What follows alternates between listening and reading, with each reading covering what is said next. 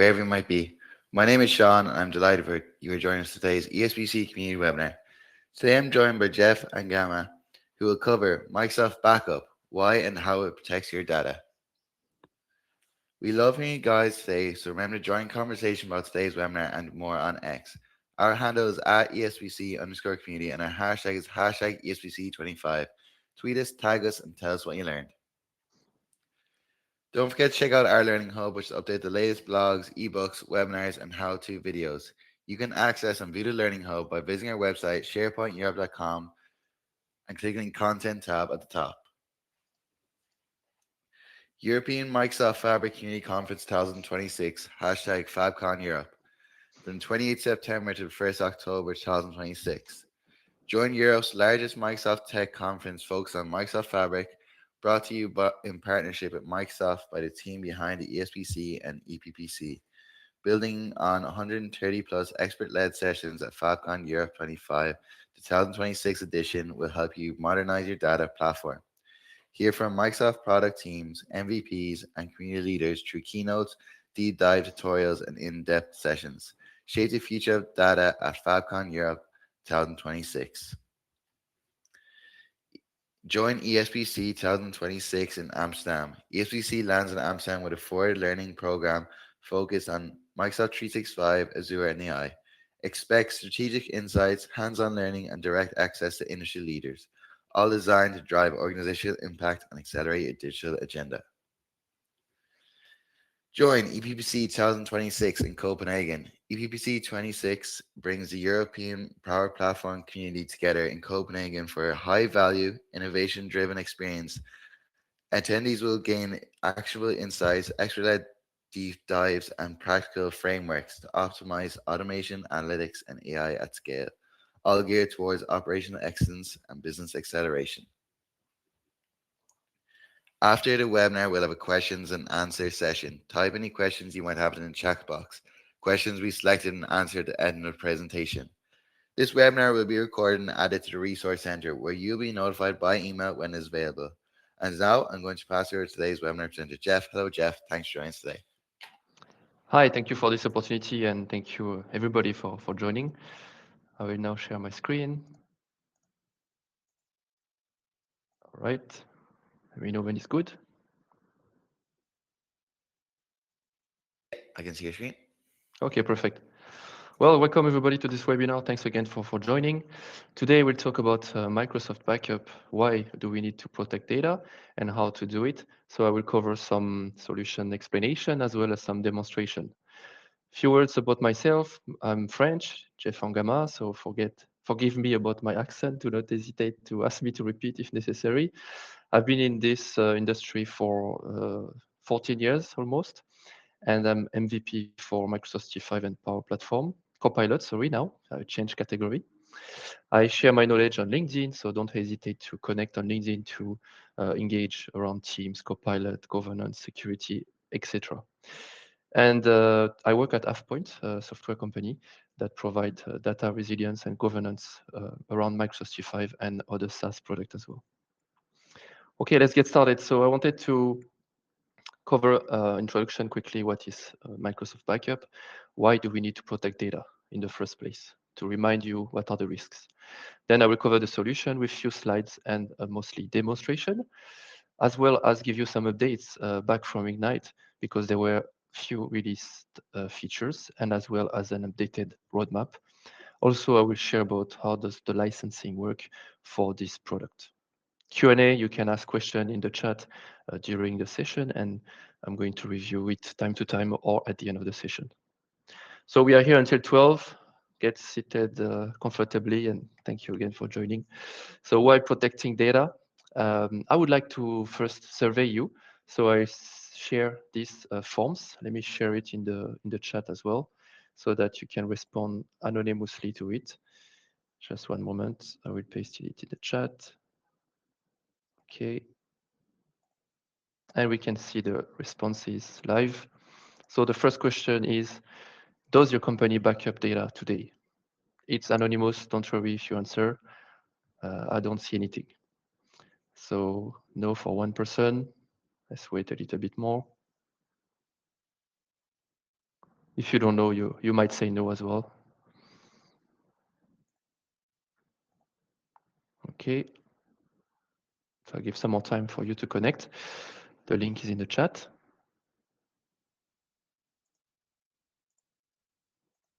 Second question. Yeah, a second no, I guess. Yes, for one person. All right. This way we can get an overview of companies. So while you fill the answer, just wanted to share with you that when we talk to customers at AvePoint, for example, it's really different. Some company, they're really aware of they should back up. Maybe they have to do it for compliance reason. Maybe they do it in case because they lost something in the past. Or some are like, okay, we fully trust Microsoft. We don't need a backup. I don't even know why this exists. So it's really funny to have this different kind of answer for the same product. I think if we ask you why Teams is necessary, everybody will say yes, it's necessary, but backup is another topic. Thank you for answering to this first question. So I see that most of you guys already back it up. So maybe you do not have integration with Microsoft Backup, so maybe I can focus on that more. Do let me know in the chat which product you have if you want, no problem. It could be Microsoft Backup or any other. Second question, I've lost, or I know somebody that lost some data in Microsoft 365. So I would say massively you answered yes. 70% know somebody that lost data. Since I work now in backup industry, I'm more exposed to that. So of course, I always hear people say yes, but before that, quite no, to my point. And last question, do you know somebody that lost their entire tenant? Whoa, I really wasn't expecting your answer to be so high.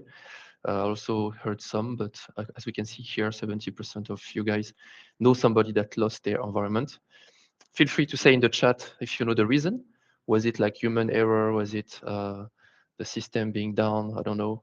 I haven't heard Microsoft losing people data, but to me, what I've heard was admin error, uh, pressing the wrong button mostly. Okay, thank you for that. Let me go back to the slide.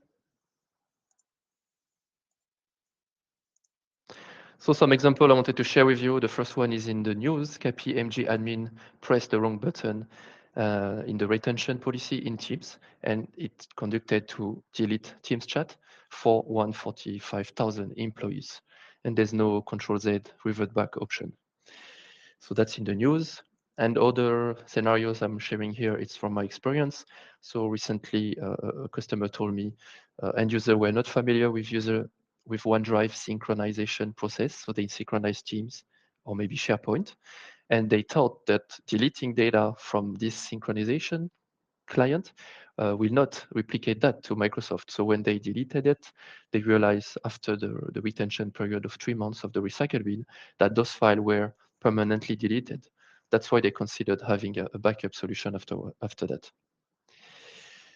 Maybe it happened to you, happened to me before. I deleted the wrong file and then I realized this 4 months after.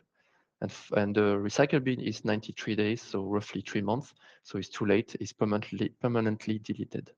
So backup could be useful to keep stuff for a longer period of time in case you realize later. I also had experience when I worked as a SharePoint premise consultant in Monaco that an administrator of the company was fired from the company and he was not happy about that. And he decided to delete every SharePoint he has access to. So that was like few dozen of SharePoint sites. So when we noticed that, that was 6 months after. And I was talking with the SQL guy to restore databases because their backup at that time was only on SQL side, not with PowerShell. So we had to mount the database, extract the sites. It was really painful. I think it took 3 days to get everything back, but we got everything back.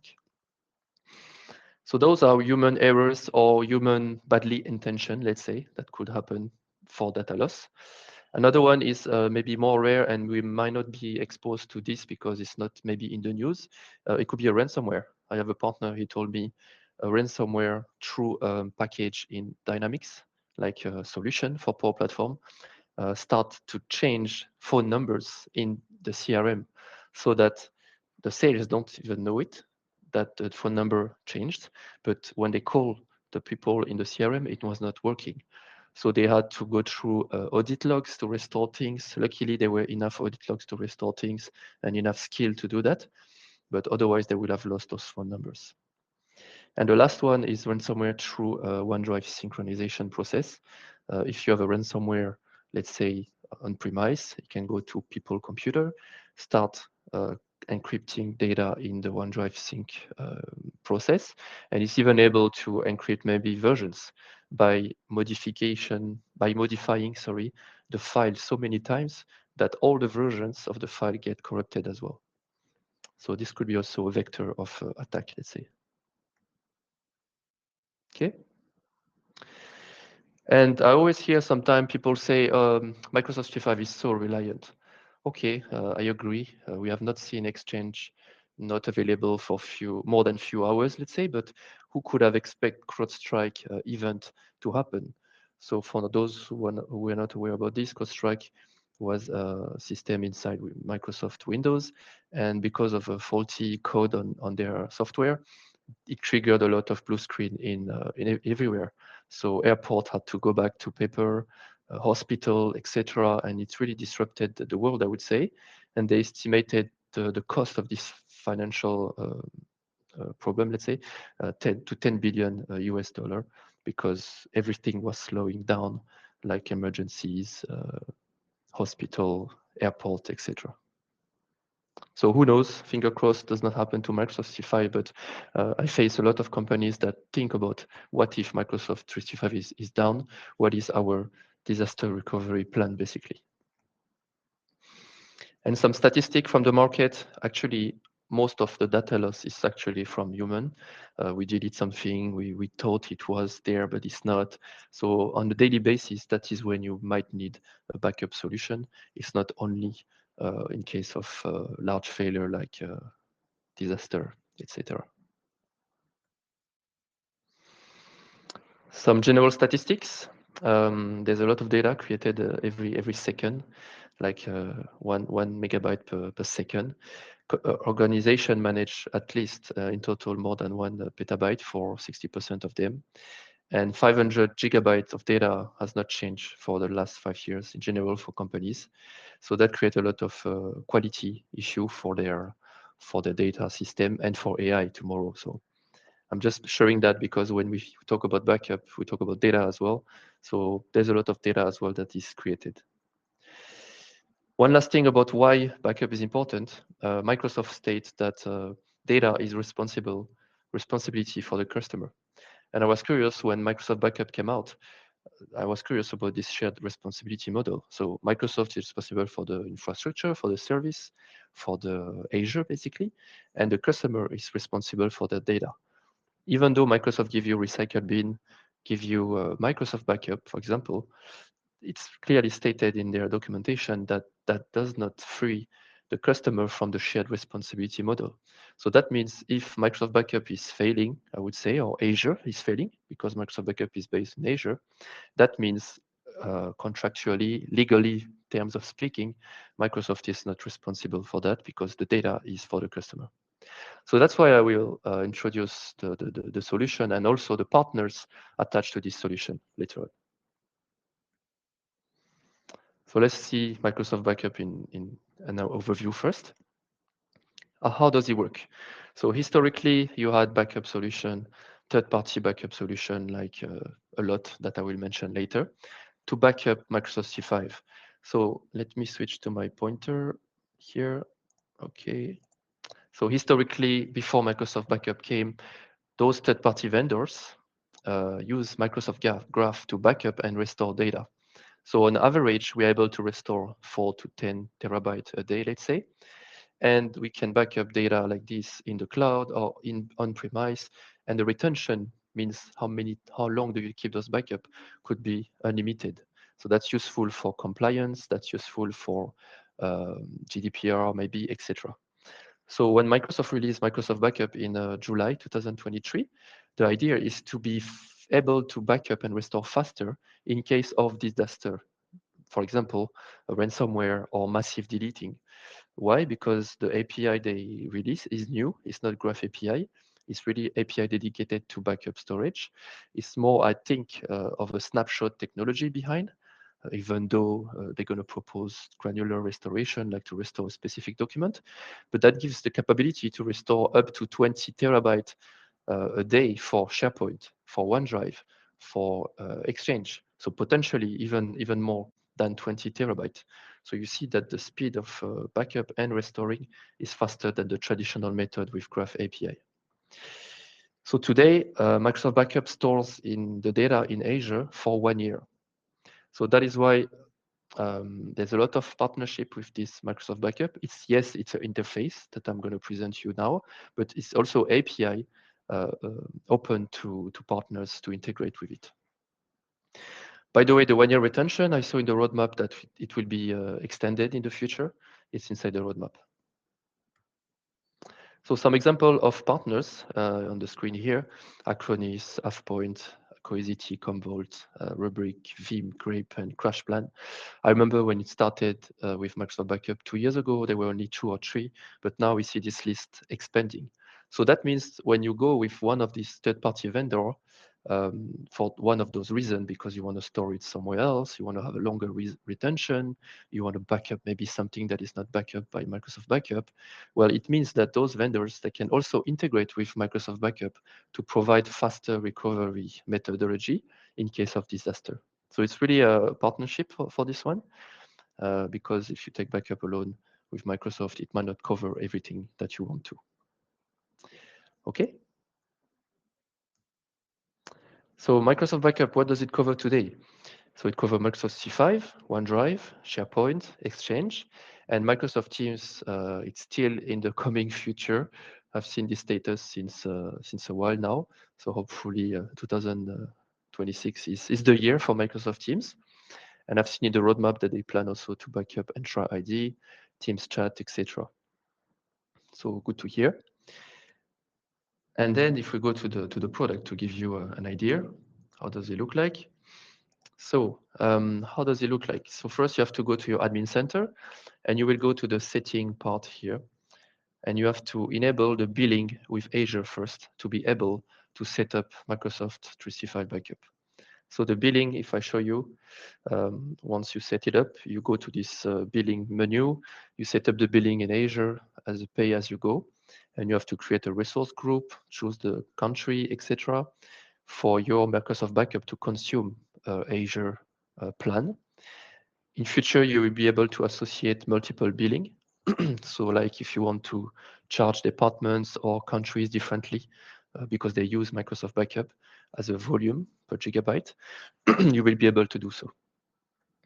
And then once you enable the billing, you're able to turn on the backup, and then you're able to access the interface that I'm showing you now. So it's quite simple. First thing you do is you create policy to say, okay, I want to backup SharePoint, OneDrive, Exchange, for example. So I've created some for OneDrive and Exchange. Maybe let's create one to backup SharePoint. So different way to do that. You can upload a CSV file to list down which SharePoint sites do you want to backup. You can use a filter. That means you say, I want to backup those 5 SharePoint sites based on some specific rule. So for example, based on the URL or last modified time. And you can specify all those criteria or one of them. And if a new site is matching this criteria, it will not be backed up because that's a filter, we say, and it's not capturing new content. Or you can select sites manually, maybe your most critical site that you judge that should be restored quickly enough in case of a disaster tomorrow. So let's do that. I choose a site, for example, here that is really small because that's going to consume my billing in Azure. So I click next. This is backup critical site. So assuming that's my intranet, I want to really be able to restore it faster with this method. That's the summary of what I've been creating. And then we create the policy. So the policy is created. Now it's going back to the home page. And then you will see that it's in progress at the moment. I have some error with Exchange, and I have OneDrive completed. If you create a policy for OneDrive, it's a bit different. Let's say if I create Exchange, sorry, for example. You see for Exchange, I have still this filter method that will catch up Exchange content based on the rules I will set here. So security group or distribution list. But again, any new content that is in the security group will not be captured. This is where dynamic rule is interesting. So I have the same kind of rules, but if there's a new mailbox through the security group, it will come to the backup. So I would say that dynamic rule, you might have surprise if there's a new object in the scope, but filters, you are really defining what you want to backup because the backup is a gigabyte per month cost of 15 cents per gigabyte per month. So with the filter, you have more control over what is backed up. So that could be useful to really target some VIP sites, OneDrive or Exchange. Okay, let's cancel that. I will go to the restoration later on, but before that, you can configure some email notification. For example, if Microsoft now, they released the fact that you can delete some data from the backup for GDPR purpose. For example, when a user leaves the company, you remove his license, you remove maybe his content in OneDrive, and you should remove it from the backup. So they released some graph API that you can interact with PowerShell, and you can delete that. And if you delete too massively, let's say, Microsoft can notify you if an admin does that, maybe to delete voluntarily and harm the company. So you can be notified and you can define who is notified. Also, if you remove the billing, if there's some issue with Azure, etc., you will get notified for that. Then now we can restore, for example, I want to restore some Exchange or OneDrive, let's say OneDrive.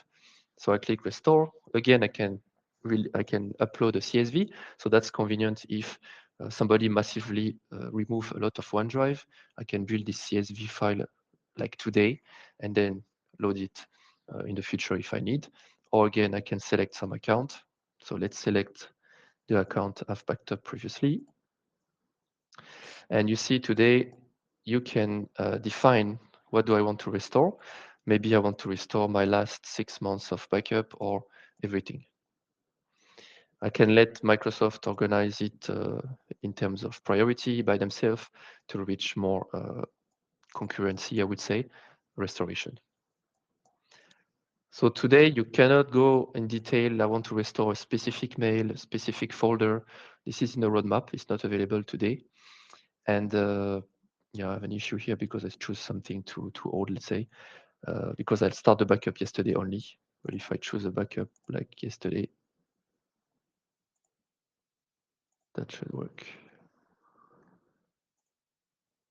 Let's choose today, 6 a.m. Okay, maybe I have some error. Let me check that later. So the last thing to confirm is yes, I want to back up and then it will be restored as it was before. You have also option to restore in another mailbox when when this works correctly. So this way you can check the data before you access it. You can restore somewhere else, OneDrive or Exchange. So you see it's pretty simple. Backup, restore, email to be notified, and also set the billing beforehand to make it work. And also, as I mentioned, you will have some PowerShell if you want to delete some stuff from the backup. Let's go back to the presentation. So here, as you see, I selected some account in a new backup policy, and it's telling me, okay, this account is already in the OneDrive VIP policy. We covered that already. And the billing, we covered it. So in terms of licensing, how does it work? You will have a pay-as-you-go model. So for each gigabyte that you backup, you will pay 50 cents per month. And that's counting the archive of Mailbox, the deleted item, the recycle bin of SharePoint, OneDrive, etc. And the retention period is 1 year. And as I mentioned, there's some roadmap about that in the future. So for example, if we take an example from my colleague Gokhan, let's say you backup this year 700 gigabyte, you're going to pay $105 per month in January 2026 for this example. And then let's assume you delete 400 gigabyte in this content. Well, the data is retained in your storage for 1 year retention unless you delete it using PowerShell. So that means that you are still paying for this period of time the same amount, and you will pay the new volume backed up the next year.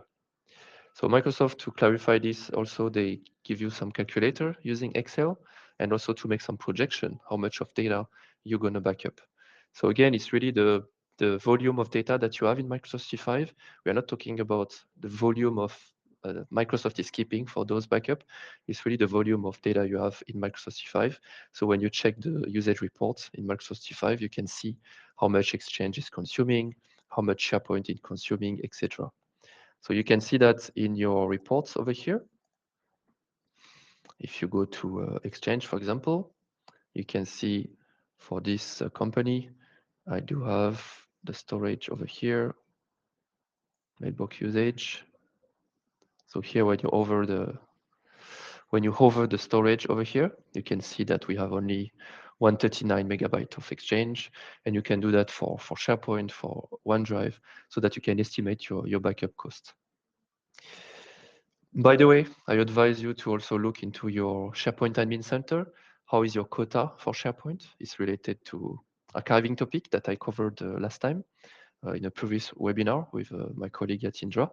So that you can also foresee if you're going to exceed your storage for SharePoint. So if we go to SharePoint, it's the same. You can check the storage over here, over time as well. Okay. I will check if there's some question. What are the most common vectors that lead to data loss, and how effectively does Microsoft Backup mitigate each one? Well, I would say the most common scenario to lose data is, let's say a user leaves the company, you remove the license, OneDrive gets deleted after 3 months. And the company, after a while, they wish to get the data from this user. So that's when you're going to go to the backup to get it. So in that case, Microsoft Backup, you can restore it, you can restore OneDrive, etc., to a valid license user. This way you can cover. But another scenario is I lose only one document. If you lose only one document today, with Microsoft Backup, you have to restore this entire OneDrive or this entire SharePoint somewhere else, and then you have to fetch this document. So it's really time consuming, and you might lose the permission when you give back this document to the end user. So I would say today it's not so good enough because we don't have granular restore in Microsoft Backup, but that's in the roadmap and the updates. Otherwise, as I mentioned earlier, there's third-party vendors you can look into that support this granular restore on a document or on a specific permission because they use Microsoft Graph API, which allows to back up those since a lot of years. So in the roadmap announced for during Ignite, they announced some information about Microsoft Backup and Archive. Not so much about Archive. I would say it's only the billing capability to build different department that has been announced for Archive, and also some customer story.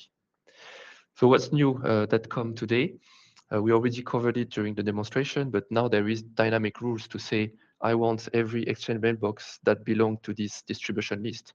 Because before, you only had to use CSV or select manually the mailbox. Also, something available now is to respect GDPR, really important for European customers. You have the capability to remove some data from the backup using PowerShell. Also, we have also now a role dedicated to say, I want my SharePoint admin to do SharePoint stuff, but I also want the backup admin so that you can be just backup administrator in an organization before you had to be backup administrator. And PowerShell control, from what I've seen, is around GDPR. I need to check if there's something else, but to me, it's just GDPR.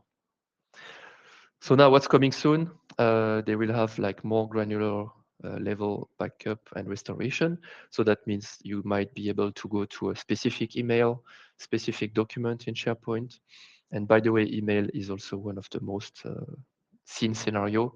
You lose an email or somebody delete an email voluntarily, but for legal reason or for compliance reason, you need to find this email. So you use the backup to find it back. because you don't find it, for example, in the system. So coming on the roadmap, as I mentioned, there will be the multi-department billing capability. So that way you can say the department finance or maybe the subsidiaries will pay for their own bill. That will be possible because you will be able to map multiple pay-as-you-go subscription to Microsoft Backup. Then there will be more compliance reports and activity logs in the product. I mentioned earlier you will have more retention. Today it's 1 year retention, and in Asia, that means you cannot restore something back 3 years ago.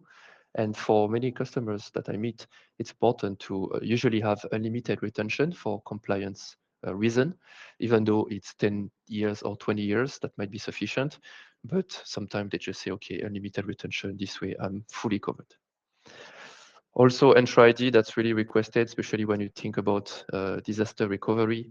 If you have a hacker deleting everything, how do you quickly restore users, license, security group, insurance settings, conditional access, etc., which are the backbone, I would say, under Microsoft 365. They will also release some end user granular restore. I have not seen anything around that, but my idea is that it might be a portal where user can access their own mail and nobody else. And this way that will save time from the support, IT support team. Team chats backup and restore. There's like a star here. So of course you will need a Microsoft license to access chat backup. Why not? And also maybe some role-based access.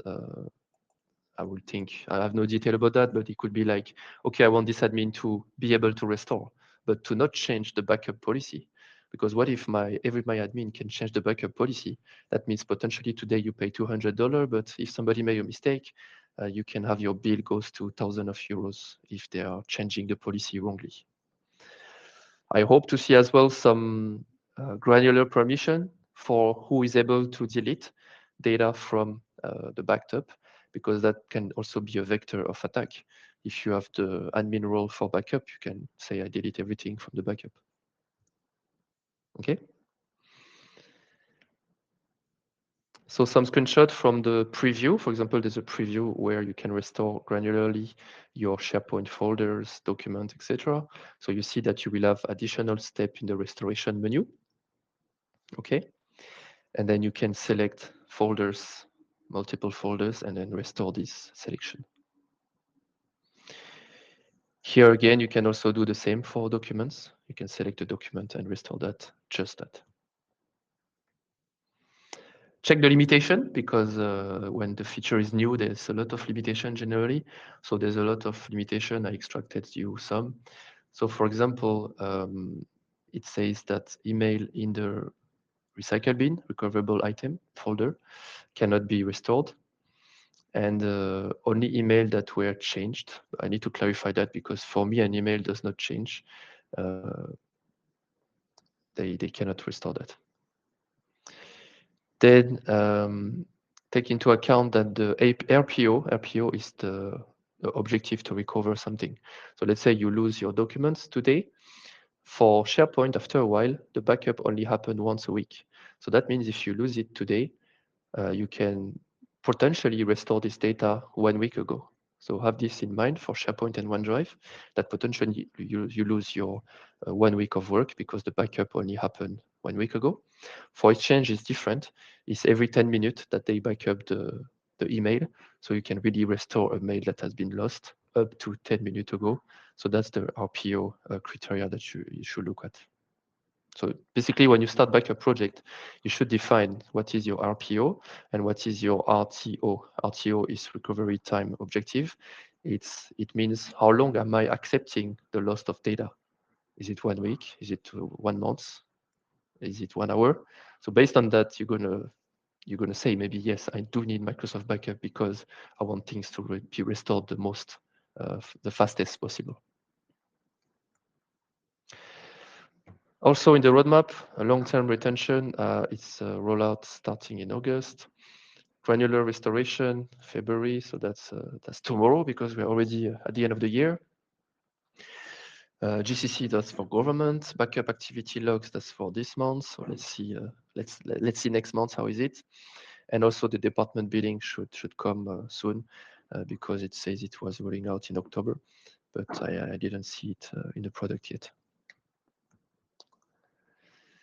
And then, yeah, again, it came out in August that the GDPR capability to remove some of the content in the backup is since August.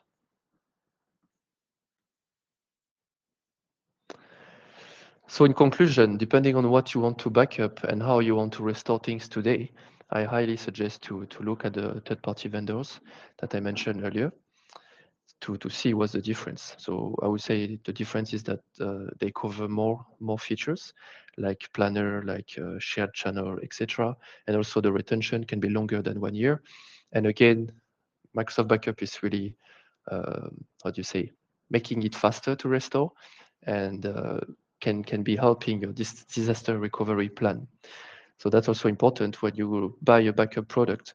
Also make sure you write down this document that says, okay, if tomorrow there's a ransomware, what do we do? So that's a disaster recovery plan. And you explain step by step, what do?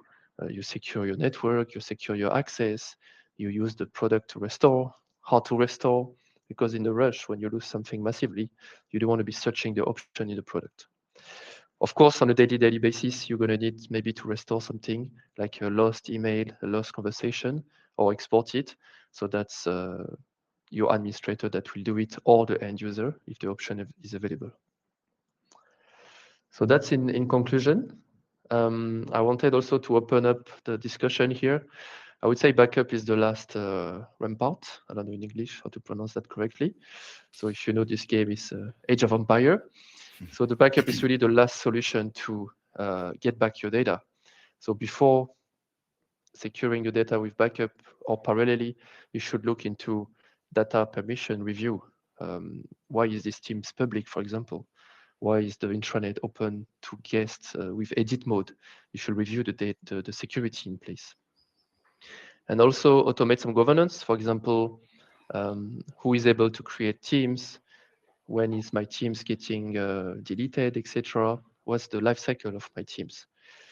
And that's, yeah, about the data life cycle that is really important as well for Copilot and retention, because we see a lot of data being created and that's really impact your backup cost as well. So if you look really at the data life cycle of your teams, your guests, your OneDrive, you're also going to solve this backup cost maybe problem and also the security problem, because the less object you have, the less data you have, I would say the less open door they are. So that's what I wanted to finish with, and we can take some time for questions. Perfect. Thank you, Jeff, for Yeah. a great presentation. So now getting to questions and answers part. Should you feel to ask questions, please feel free to type in the chat box now. So another question there is, what kind of recovery speed can organizations expect when using Microsoft Backup? Mm-hmm.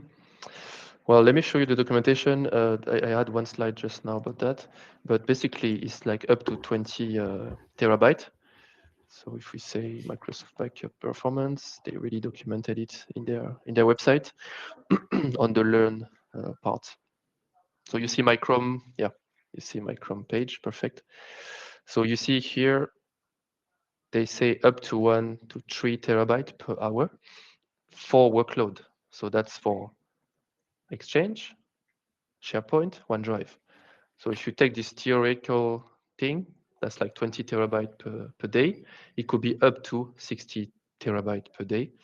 I do have a customer, he restored one SharePoint site, and it was like few terabytes, like 1.5 for this specific SharePoint site. But I would say those statistics that they give here is really when you restore massively multiple things, because they will parallelize the restoration. So if you look at restoring only one document, the performance might be different. We will see when we have granular backup and restoration. Perfect. Let's see if there's any other questions. How will Microsoft Backup improve over time as Microsoft invests more into AI and security? Mm-hmm. This one is only up to Microsoft to answer. It's true that the roadmap is really, really heavy on Copilot, but I would say backup vendors has been existing for years, and it's only 2 years that Microsoft is as a product around it. But I'm quite impressed with the speed of features they integrate, and also vendors like I work for AvePoint, we integrate quickly also the new capability of Microsoft Backup, and also the other one like Veeam, etc. So I don't have a official answer on that, but it's in progress of improvement. I see they improve the GDPR, etc. So they're really hearing every country's requirement. Perfect. So it looks like that's all the questions. So on behalf of the ESPC community, we'd like to extend a big thank you to you again, Jeff, for taking time out today to cover this webinar. Really appreciate it. Yep, thank you for all. Thank you for organizing and having me today. And I remain available if you have any questions further later on. Perfect. And thank you, Shane, for hosting. Perfect. So that's the end of today's webinar. You can find this webinar and more at sharepointeurope.com/resource center. Thanks again for all of you for joining us today, and I hope you join us again soon. Take care.